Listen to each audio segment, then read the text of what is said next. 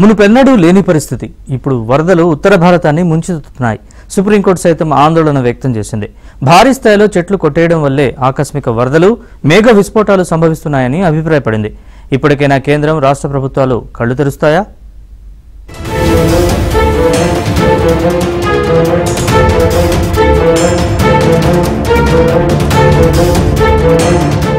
గతంలో ఎన్నడూ లేనంత స్థాయిలో ఉత్తర భారతంలోని అనేక రాష్ట్రాలను భారీ వర్షాలు ముంచెత్తుతున్నాయి.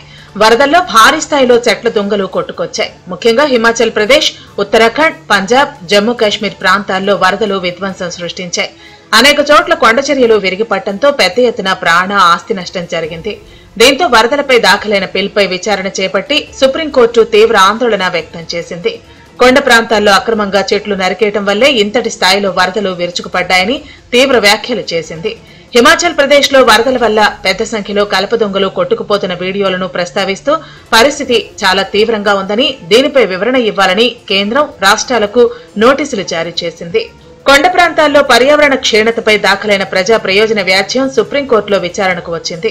ఈ సందర్భంగా సీజేఏ బీఆర్ గవాయ్, జస్టిస్ కె వినోద్ చంద్రన్లతో కూడిన ధర్మాసనం ఉత్తర భారతంలో నమోదవుతున్న వరుస విపత్తులపై ఆందోళన వ్యక్తం చేసింది.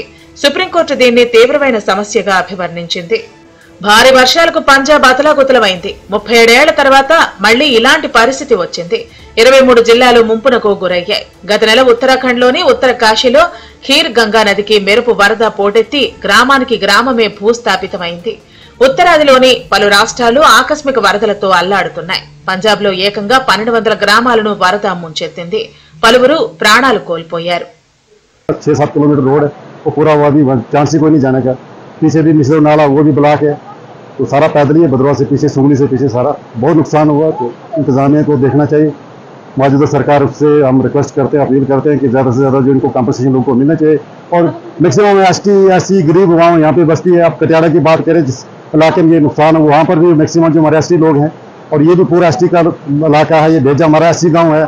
यहाँ पर आपने देखा पूरे गांव जो घर जो है, पूरे घर के घर सारा पूरा गांव लगभग जो है जद में आ गया है।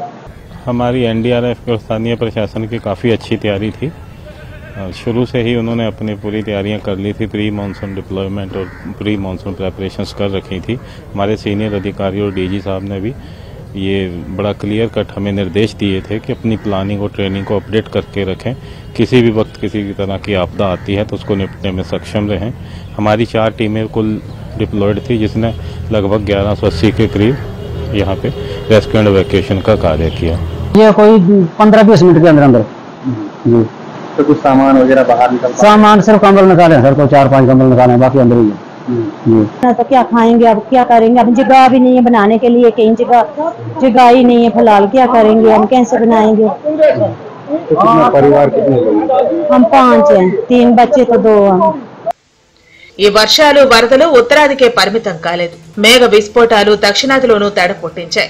ఈ ఏడాది ఆగస్టు 28న కామారెడ్డిలో 24 గంటల్లో 43 సెంటీమీటర్ల వర్షపాతం నమోదవడంతో మొత్తం జలమయమైంది. వేల కోట్ల నష్టం వాటిల్లింది. 2023 జులైలో ములుగు వెంకటాపూర్లో 64.9 సెంటీమీటర్ల వర్షపాతం నమోదైంది. అంతకుముందు 2020 అక్టోబర్ 13న ఒకే రోజు హైదరాబాద్ లో 30 సెంటీమీటర్ల వర్షం కురిసింది. సాధారణంగా ఒకే ప్రాంతంలో అంటే 20 చదరపు కిలోమీటర్ల నుంచి 30 చదరపు కిలోమీటర్ల పరిధిలో గంటలో 10 సెంటీమీటర్లకు పైగా వర్షపాతం నమోదవటాన్ని క్లౌడ్ బరస్ట్ లేదా మేఘ విస్ఫోటంగా భావిస్తారు. అయితే గంటలోనే పడాల్సిన అవసరం లేదు. 12 గంటల్లో 10 సెంటీమీటర్ల వర్షపాతం నమోదైనా భారీ నష్టం జరుగుతోంది. ఎందుకంటే నీరు వెళ్లే మార్గాలు ఆక్రమణకు గురయ్యాయి. అప్పటి కామారెడ్డి వరదల్లాగే ఇప్పుడు యూపీలోని మధుర తయారైంది.